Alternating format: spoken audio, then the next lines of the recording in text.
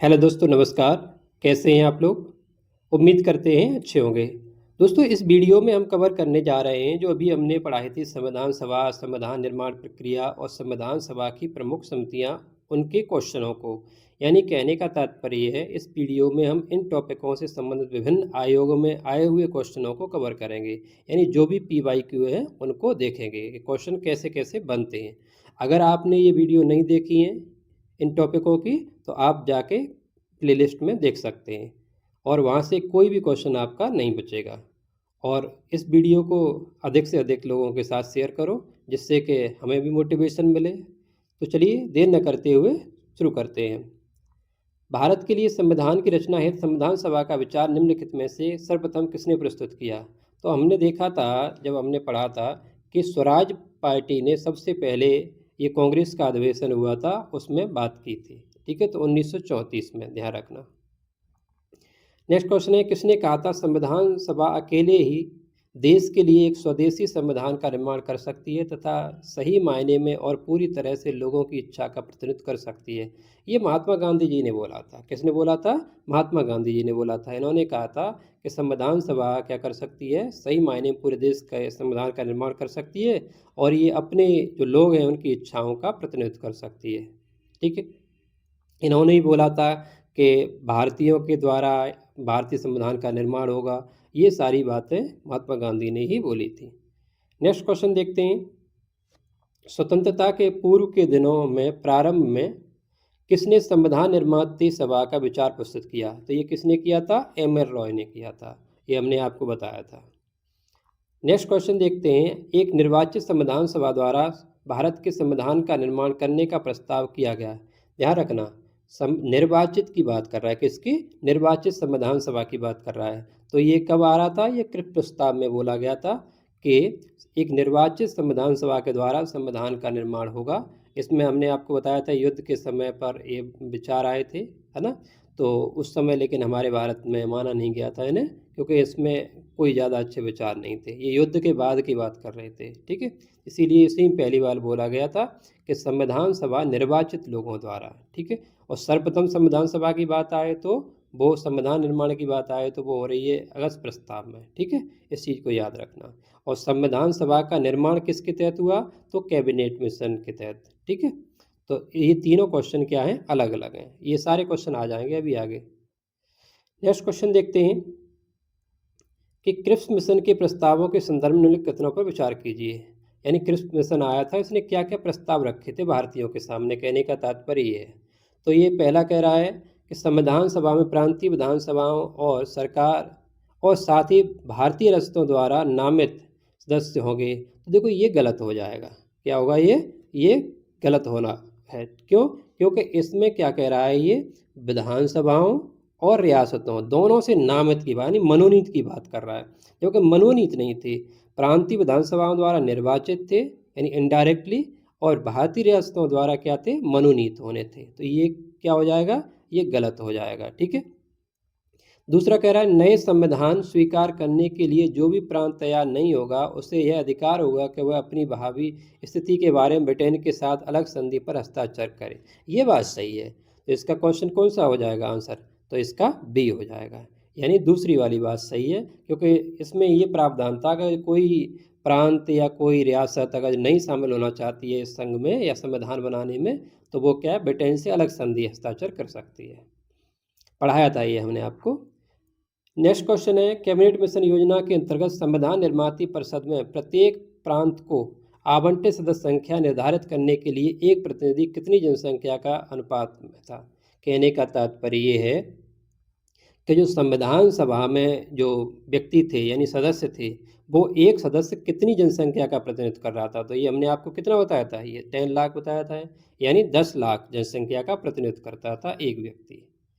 ठीक, नेक्स्ट चलते हैं, क्वेश्चन देखते हैं। इन व्यक्तियों में से कौन कैबिनेट मिशन का सदस्य नहीं था? ये कहना चाह रहा है जो कैबिनेट मिशन आया था उसका सदस्य कौन नहीं था इसमें। तो हमने आपको बताया है कि ये संविधान सभा का निर्माण किसके तहत हो रहा है? कैबिनेट मिशन योजना के तहत हो रहा है। तो इसीलिए ये पूछा जा रहा है और ये हमने आपको पढ़ाया भी है कौन से सदस्य थे। तो आपको बताया पैट्रिक लॉरेंस थे, एबी अलेक्जेंडर थे, स्टैफोर्ड क्रिप्स, ये तीनों थे, और जिसमें विलियम वुड शामिल नहीं थे। तो इसका आंसर क्या हो जाएगा? ए हो जाएगा। नहीं पूछ रहा है, ठीक है। ये क्वेश्चन हमें बड़ा अच्छी तरह से पढ़ने होते हैं, नहीं की बहुत दिक्कत हो जाती है कि एग्जाम में बहुत गलत हो जाते हैं ना, तो वो नहीं करना है। संविधान सभा का निर्माण किस योजना के तहत किया गया था? तो हमने अभी बताया था आपको किसके तहत किया गया था, ये कैबिनेट मिशन योजना के तहत किया गया था। नेक्स्ट क्वेश्चन देखते हैं। 1946 में निर्मित अंतरिम सरकार में कार्यपालिका परिषद के उपसभापति कौन थे? यानी कहने का तात्पर्य ये कह रहा है, जो अंतरिम सरकार गठित की गई थी उसके कार्यपालिका परिषद के उपसभापति, सभापति कौन होता था? गवर्नर होता था, सॉरी वायसराय उस समय हो गया था, वायसराय होता था। तो उपसभापति कौन बनाए गए थे? पंडित जवाहरलाल नेहरू बनाए गए थे, ठीक है। तो इसका आंसर क्या हो जाएगा? ए हो जाएगा। नेक्स्ट क्वेश्चन देखते हैं। प्रथम अंतरिम राष्ट्रीय सरकार की घोषणा की गई थी। तो ये कहना चाह रहा है, जो प्रथम अंतरिम राष्ट्रीय सरकार की घोषणा की गई थी वो कब की गई थी? तो वो 24 अगस्त को की गई थी। कब? 24 अगस्त 1946 को की गई थी।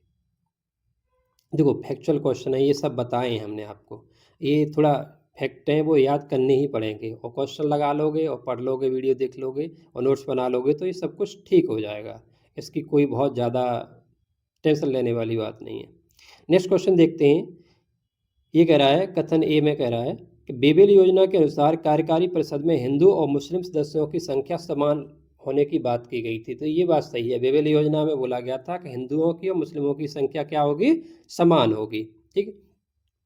और दूसरी बात क्या कह रहा है? बेबेल का विचार था कि ऐसी व्यवस्था से भारत का बंटवारा बच सकता है, ऐसा कुछ नहीं था, ये गलत है। तो इसका आंसर क्या हो जाएगा? ए सही है, यानी कथन सही है, कारण गलत है, तो सी हो जाएगा इसका आंसर। क्या हो जाएगा? सी हो जाएगा। देखो बहुत सिंपल तरीके से और कितने आसानी तरीके से आपके क्वेश्चन हो रहे हैं, अगर सही से वीडियो देखी होगी तो देखा होगा, है ना। और ये किसके क्वेश्चन है? IAS PCS के। अब इससे भी ज़्यादा टफ क्वेश्चन किसके आएंगे? किसी के नहीं आ सकते, ठीक है ना। तो अगर हम सही से पढ़ते हैं, एक सही दिशा में पढ़ते हैं और बहुत ज़्यादा समराइज पढ़ते हैं, है ना, ऐसा नहीं कि बहुत ज़्यादा डिटेल में पढ़ना है, ठीक है। आपने देखा होगा हमने पढ़ाया है, वो बहुत ज़्यादा नहीं पढ़ना है, लिमिट का पढ़ना है। हमें विषय विशेषज्ञ में नहीं बनना है, परीक्षाएं पास करनी है। तो उसके लिए क्या करना है? हमें सटीक पढ़ना है, वो चीज़ें बार बार रिवीजन करनी है, ठीक है, जो पढ़ ली हैं। तो चलिए देखते हैं इसमें। नेक्स्ट क्वेश्चन ये कह रहा है, निम्नलिखित में से कौन से कथन संविधान सभा के विषय में सत्य हैं? ये कहना चाह रहा है संविधान सभा के बारे में कौन सा कथन है सत्य है, ठीक है, यानी सही कथन पूछ रहा है। तो ये कह रहा है कि वह बहस मताधिकार पर आधारित थी। तो ये गलत हो जाएगा। क्यों? बहस मताधिकार पर आधारित कहाँ थी? वो तो प्रांतों से और राज्यों से चुन के आ रहे थे लोग, और उस समय बहस मताधिकार था भी नहीं, क्योंकि उस समय तो टैक्स और संपत्ति, शिक्षा आदि के आधार पर ही लगभग 14% हमने आपको बताया था कि उस समय जनसंख्या सिर्फ मत दे पा रही थी, ठीक है, मत का प्रयोग कर पा रही थी। दूसरी बात कह रहा है प्रत्यक्ष निर्वाचन का परिणाम थी। तो ऐसा भी नहीं था, अभी बताया हमने आपको, अप्रत्यक्ष थी, यानी इनडायरेक्ट थी। नेक्स्ट कह रहा है बहुदलीय निकाय थी। तो ये बात सही है, क्योंकि कांग्रेस से भी थे, मुस्लिम लीग से थे, और भी पार्टियों से थे, और निर्दलीय सदस्य भी थे इसमें, हमने आपको पढ़ाया था, याद करो। और नेक्स्ट कह रहा है उसने अनेक समितियों के माध्यम से कार्य किया। तो ये भी हमने आपको पढ़ाया कि समितियां उसमें बहुत सारी थी संविधान में। तो कहने का तात्पर्य है आंसर कौन सा हो जाएगा? जिसमें 3 और 4 हो, तो आंसर क्या हो गया? सी हो गया, ठीक है। तो कितना आसानी से क्वेश्चन हो जाते हैं, और सारे अच्छे अच्छे क्वेश्चन हैं, ठीक है। नेक्स्ट क्वेश्चन देखते हैं। वर्ष 1946 में बनी अंतरिम सरकार में डॉक्टर राजेंद्र प्रसाद के पास कौन सा विभाग था? तो ये हमने आपको बताया था, ये क्या था? ये खाद्य और कृषि विभाग था, ठीक है। और प्रतिरक्षा किसके पास था? आप कोई बताओ कमेंट बॉक्स में। और गृह किसके पास था? ये दोनों अलग अलग हैं, ये बताओ कमेंट में, क्योंकि ये सब पढ़ा दिए हैं मैंने आपको। नेक्स्ट क्वेश्चन कह रहा है भारतीय संविधान में कुल कितनी महिला सदस्य थी? तो ये हमने आपको रटवाया था, कितनी थी? 15 थी। 15 के नाम भी बताए थे हमने, याद रखना। सरोजिनी नायडू हो, चाहे आपकी सुचित्रा कृपलानी हो, विजयलक्ष्मी पंडित हो, अच्छा अमृत कौर हो, ये सब आपने क्या है देखी थी। तो इन्हें एक बार सही से देख लेना, है ना, हमने पढ़ा दी थी। नेक्स्ट देखते हैं हम, निम्नलिखित में से संविधान सभा के बारे में गलत कौन सा कथन है? ये क्या कह रहा है? गलत की कर रहा है। कौन सा कथन गलत है? तो ये कह रहा है इसने बड़ी संख्या में समितियों के द्वारा काम किया। तो ये बात सही है। इसमें प्रारूप समिति सबसे महत्वपूर्ण थी। ये भी बात सही है। दूसरी बात कह रहा है अब अल्पसंख्यक समुदाय जैसे ईसाई, एंग्लो इंडियन, पारसियों को भी पर्याप्त था। तो इन्हें भी आपको पता है, हमने बताया था के ने सीटें सबको दी गई थी संविधान सभा में। तीसरी बात कह रहा है इसका निर्वाचन सर्ववयस्क यानी ये कहना चाह रहा है सार्वभौमिक वयस्क मताधिकार पर, यानी इसका जैसे आज के समय मताधिकार है ऐसा तो नहीं हुआ, हर किसी को मत डालने का अधिकार तो नहीं मिला। तो ये तो क्या हो जाएगा, सी तो गलत हो जाएगा। डी में क्या लिखा है, इसकी चुनाव प्रक्रिया 1937 के अधिनियम के, हाँ तो ये बात सही है, 1935 के अधिनियम के आधार पर शिक्षा कर संपत्ति के आधार पर की गई थी, तो ये भी बात सही हो जाएगी।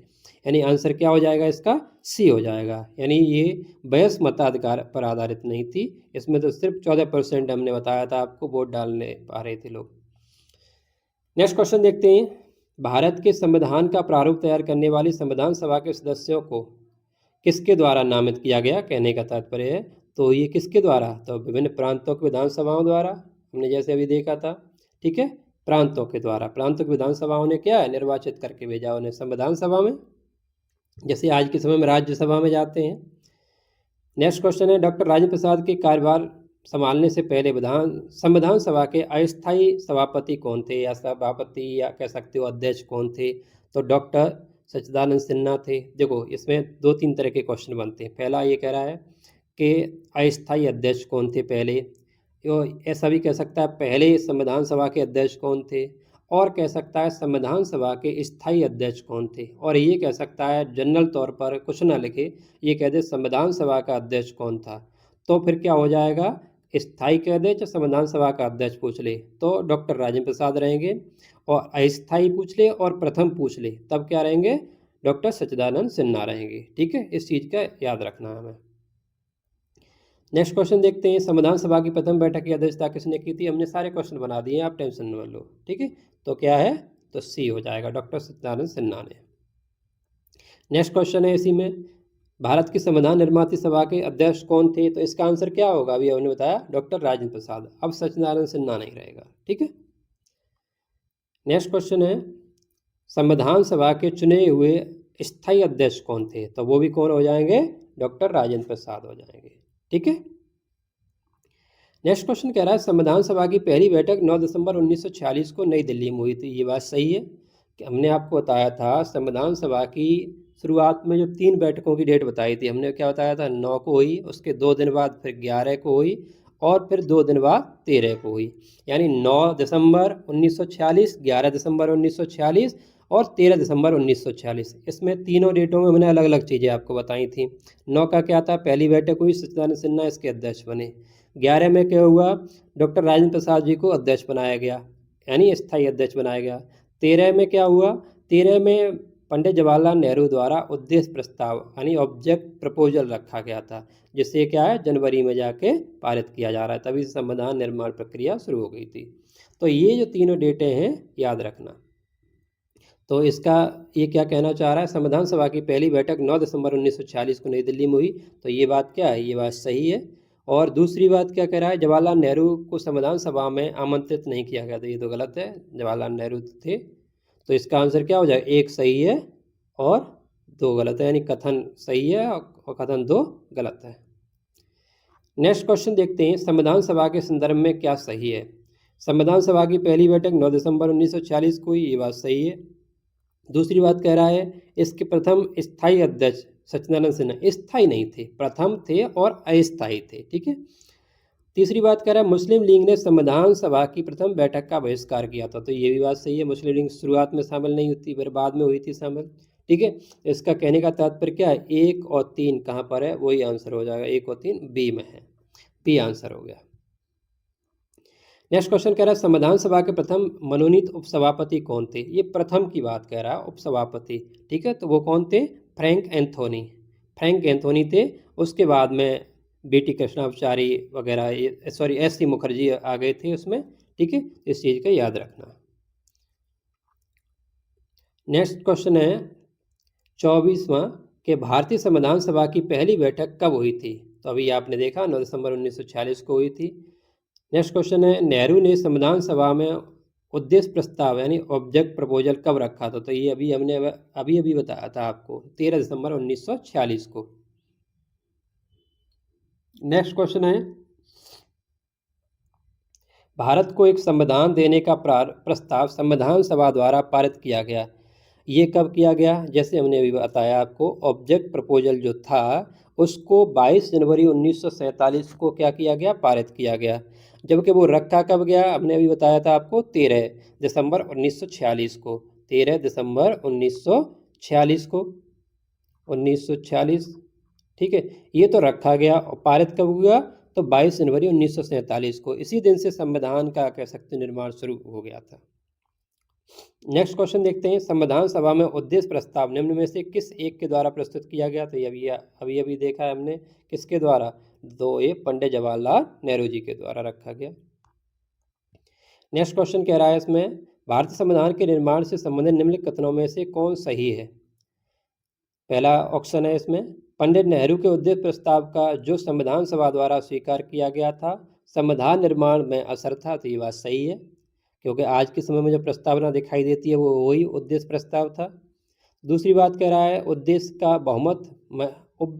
का बहुत महत्वपूर्ण उद्देश्यों की पूर्ति करती है। तो ये भी बात सही है, यानी पहला भी सही है, दूसरा भी सही है। तीसरा क्या कह रहा है, संविधान को भारत के लोगों ने आदेशित किया। तो ये बात सही है, हमारी प्रस्तावना में ही लिखा है हम भारत के लोग, ठीक।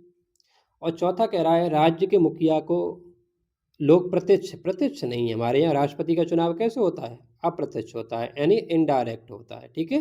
तो इसका कहने का तात्पर्य क्या है? एक सही है, दो सही है और तीन सही है, यानी इसका आंसर ए हो गया। बहुत सिंपल सवाल है, बस आपको सही से पढ़ना है। नेक्स्ट क्वेश्चन है, भारतीय संविधान को बनाने हेतु भारतीय संविधान सभा में कुल कितने अधिवेशन हुए? तो ये हमने आपको बताया था कि वैसे अधिवेशन कितने हुए थे? 11 हुए थे, लेकिन एक अधिवेशन जो कब हुआ था? 24 जनवरी 1950 को।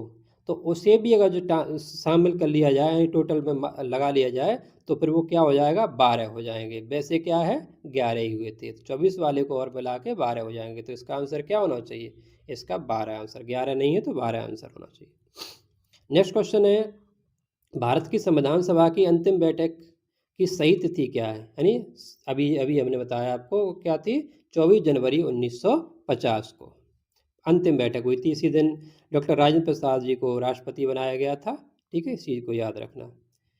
नेक्स्ट क्वेश्चन है, भारत के संविधान के निर्माण में संविधान सभा को कितना समय लगा? तो हमने आपको बताया था 2 वर्ष 11 माह 18 दिन। आजकल भरे ये ऐसे क्वेश्चन नहीं आते, हाँ वनडे में किसी में आ जाएं वो बात एक अलग है, अब पीसीएस वगैरह में ऐसे क्वेश्चन नहीं आ रहे, ठीक। तो इसका आंसर क्या हो जाएगा? ए हो जाएगा, 2 वर्ष 11 माह 18 दिन। नेक्स्ट क्वेश्चन है, भारत की संविधान सभा के संबंध में निम्नांकित कथनों पर विचार कीजिए। संविधान सभा का अंतिम अधिवेशन 24 जनवरी 1950 को हुआ। तो ये बात सही है, अभी अभी देखा है हमने। दूसरी बात कह रहा है, इस अंतिम अधिवेशन में डॉक्टर राजेंद्र प्रसाद भारत के राष्ट्रपति पद पर विधिवत निर्वाचित घोषित हुए। तो ये भी बात सही है, ठीक है। तो यानी दोनों ही बात सही है, इसका आंसर बी हो जाएगा। हमने अभी भी बताया था आपको कि लास्ट जो कह सकते हो अधिवेशन हुआ 24 जनवरी 1950 को हुआ। इसी दिन डॉक्टर राजेंद्र प्रसाद जी को भारत का प्रथम राष्ट्रपति निर्वाचित किया गया। तो दोनों ही सही हैं। नेक्स्ट क्वेश्चन है, भारतीय संविधान के निर्माण के समय संविधान सलाहकार कौन थे? तो ये हमने देखा था, वो कौन थे? वी.एन. राव थे, ठीक। नेक्स्ट क्वेश्चन है, भारतीय संविधान का प्रथम प्रारूप तैयार किया गया। तो ये किसके द्वारा किया गया था? वी.एन. राव के द्वारा किया गया। प्रथम की बात कर रहा है, जब प्रारूप समिति की बात कहेगा तो डॉक्टर भीमराव अम्बेडकर रहेंगे, ठीक है, इस चीज़ को याद रखना है। नेक्स्ट क्वेश्चन है, भारत का संविधान पूर्ण रूप से तैयार हुआ, यानी बनकर कब तैयार हुआ? तो कहाँ गया? नवंबर, 26 नवंबर 1949। तो 26 नवंबर 1949 को बनकर तैयार हुआ और 26 जनवरी 1950 को लागू हुआ था। क्यों? क्योंकि उस दिन क्या हुआ था, जो 1929 में लाहौर में बोला गया था कि 26 जनवरी 1930 से हम क्या करेंगे कि अपना गणतंत्र दिवस मनाया करेंगे। तो उसी उपलक्ष्य में ये गणतंत्र दिवस मनाया गया था, इसी दिन संविधान लागू हुआ। नेक्स्ट देखते हैं, संविधान सभा द्वारा भारतीय संविधान को स्वीकृत कब किया गया? ये क्या कह रहा है? स्वीकृत की कह रहा है, ध्यान रखना। तो स्वीकृत या अंगीकृत कुछ भी बोल दे, तो ये क्या हो जाएगा? 26 नवंबर ही हो जाएगा, ठीक है। नेक्स्ट क्वेश्चन देखते हैं, भारत संविधान लागू कब हुआ? अगर लागू की बात करेगा तो 26 जनवरी रहेगा। क्या रहेगा? 26 जनवरी रहेगा, यानी ए। नेक्स्ट क्वेश्चन है, संविधान को 26 जनवरी के दिन लागू करने का निर्णय इसलिए किया गया क्योंकि कांग्रेस ने इस तिथि को यानी ऑप्शन है, ऑप्शन पूछ रहा है अब क्या कौन सा सही है। तो कांग्रेस ने स्थिति को 1930 में स्वतंत्रता दिवस के रूप में बनाया, तो ये तो अभी अभी बताया हमने आपको व्याख्या में, तो पहला ही सही हो जाएगा इसका आंसर। ठीक है, क्योंकि 1929 में लाहौर में ये घोषणा की गई थी। ठीक है, रावी नदी के तट पर जवाहरलाल नेहरू जी ने घोषणा की थी। नेक्स्ट क्वेश्चन है, भारतीय संविधान दिवस कब मनाया जाता है? तो 26 नवंबर को मनाया जाता है। क्यों? क्योंकि इसी दिन जो संविधान था 26 नवंबर 1949 को बनकर तैयार हुआ था। ठीक है, नेक्स्ट क्वेश्चन है, ये कह रहा है संविधान दिवस के बारे में निम्नलिखित कथनों पर विचार कीजिए। देखो इसी से दोबारा एक और क्वेश्चन बन गया है, ये यूपीएससी का है, 2023 का है, ज़्यादा पुराना नहीं है। ये कह रहा है नागरिकों के बीच संवैधानिक मूल्यों को संवर्धित करने के लिए संविधान दिवस प्रतिवर्ष 26 नवंबर को मनाया जाता है। ये बात सही कह रहा है, यानी नागरिकों के बीच में इसके मूल्य पता चले संविधान के क्या है, यानी वैल्यू क्या है। दूसरी बात कह रहा है 26 नवंबर 1949 को भारत की संविधान सभा ने संविधान के प्रावधान का प्रारूप नहीं है ना, इसमें क्या था, संविधान बनकर तैयार हो गया था। ठीक है, अपनाया गया था। तो इसका क्या हो जाएगा, ये तो सही है, कथन 1, कथन 2 गलत है। तो कथन 2 गलत, यानी सी आंसर हो गया इसका। नेक्स्ट क्वेश्चन देखते हैं, भारतीय संविधान को 26 नवंबर 1949 को किसके द्वारा अधिनियमित किया गया? तो ये किसके द्वारा किया गया? ये संविधान सभा द्वारा। किसके द्वारा? संविधान सभा द्वारा। नेक्स्ट क्वेश्चन देखते हैं, क्या क्वेश्चन है, संविधान को अपनाया गया, तो किसके द्वारा अपनाया गया? ये तो भी संविधान सभा द्वारा अपनाया गया था। ठीक है, इसका भी आंसर क्या हो जाएगा, संविधान सभा द्वारा अपनाया गया। ठीक, सिंपल से क्वेश्चन है, ये सब बता दिए हैं आपको, बहुत अच्छी तरह से पढ़ाया है। आप एक बार ना पढ़ा हो तो वीडियो जरूर देखना, तब देखना आप ये क्वेश्चन ऐसे लगेंगे कि हलवा एकदम। निम्नलिखित घटनाओं पर विचार कीजिए तथा इन्हें सही कालक्रम में व्यवस्थित कीजिए। सबसे पहले से लेकर आखिरी तक में लेके जाना है। तो ये कहने का तात्पर्य ये है कि पहले घटना कौन सी हुई, फिर उसके बाद में कौन सी हुई, फिर उसके बाद में कौन सी हुई, ये देखना है। तो सबसे पहले इसमें क्या होना चाहिए, ये कह रहा है प्रारूप समिति की नियुक्ति, फिर कह रहा है भारतीय संविधान को अंगीकृत करना, फिर कह रहा है भारतीय संविधान को परिवर्तित करना यानी लागू करना, फिर कह रहा है भारतीय संविधान की प्रथम बैठक। तो हमें सबसे पहले 4 उठाना चाहिए, यानी भारतीय संविधान की प्रथम बैठक। एक इसमें ए और सी में, यानी बी और डी तो पहले से ही कट गए। देखो ऐसे क्वेश्चन किया करो आप, देखना कितना आसानी से हो जाएगा। उसके बाद में जब हो जाएगा बैठक, उसके बाद प्रारूप समिति की नियुक्ति की गई, तो यानी 4 1, और फिर उसके बाद में हमें पता है कि संविधान बनकर तैयार हुआ, नहीं अंगीकृत किया गया, अपनाया गया। और तो इसमें कौन सा हो जाएगा, 3, 2 पहले आ जाएगा, 3 बाद में, यानी आंसर क्या हो गया, ये हो गया। यानी पहले क्या हो गया, देखो अंगीकृत किया गया फिर लागू किया गया। ठीक है, तो आंसर क्या हो गया, ये हो गया। ऐसे किया करो आप लोग, पहले जो होता जा रहा है उसे काटते जाओ, सही सही बच जाएगा फिर। नेक्स्ट क्वेश्चन देखते हैं, बी आर अम्बेडकर का संविधान सभा में निर्वाचन हुआ था। तो ध्यान रखना, इनका निर्वाचन पहले तो हुआ था पूर्वी बंगाल से। कहाँ से? पूर्वी बंगाल से। लेकिन पूर्वी बंगाल आपको पता है जब भारत का देश का विभाजन हो गया तो वो कहाँ पहुँच गया, वो पूर्वी पाकिस्तान में पहुँच गया था। इसीलिए इनको फिर कहाँ से, बम्बई प्रेसिडेंसी से फिर निर्वाचित कराया गया। कहाँ से? बम्बई प्रेसिडेंसी से। ध्यान रखना है इस चीज़ को। नेक्स्ट क्वेश्चन देखते हैं, निम्नलिखित कथनों पर विचार कीजिए। तृतीय गोलमेज सम्मेलन के विचार विमर्श की परिणति यानी उसका परिणाम भारत सरकार अधिनियम 1935 के पारित होने के रूप में। ये बात सही है, हमने आपको पढ़ाया था कि जो गोलमेज सम्मेलन हुए थे, आपको पता है कि साइमन कमीशन आया था, उसके बाद गोलमेज सम्मेलन हुए उसकी रिपोर्ट पर, फिर उसी की रिपोर्ट पर फिर क्या हो रहा है, गोलमेज सम्मेलनों के कह सकते हो परिणाम के आधार पर 1935 का अधिनियम आया था। ये सब पढ़ा दिया हमने आपको, है ना। नेक्स्ट बात कह रहा है, तो यानी पहली वाली बात क्या है, पहली वाली बात सही है। दूसरी बात कह रहा है, भारत सरकार अधिनियम 1935 ने ब्रिटिश सरकार के सूबों और भारतीय रियासतों के एक संघ पर आधारित मॉडल ऑल इंडिया फेडरेशन की गठन की बात की थी। ये भी बहुत दोनों बात सही, यानी एक कह सकते हो संघ बनाने की बात की थी 1935 में, तो ये भी बात सही है। इसका आंसर सी होगा। नेक्स्ट क्वेश्चन देखते हैं, ये कह रहा है नीचे 2 वक्तव्य दिए गए, यानी कथन और कारण। कथन में कह रहा है भारत का संविधान देश की आवश्यकताओं की पूर्ति करता है। ये बात तो 100% सही है, देश की आवश्यकताओं की पूर्ति करता है तभी तो लागू है। दूसरी बात कह रहा है, यानी कारण कह रहा है इसको एक ग्रहित संविधान कहा जाता है। तो ये भी बात सही है, ग्रहित कहा जाता है, यानी हमने विभिन्न विभिन्न देशों से चीज़ें ग्रहण की हैं, तो इसीलिए इसे ग्रहित संविधान कहा जाता है। लेकिन अब ऑप्शन पर डिपेंड करेगा कि ऑप्शन क्या है इसमें। ऑप्शन क्या कह रहा है इसमें?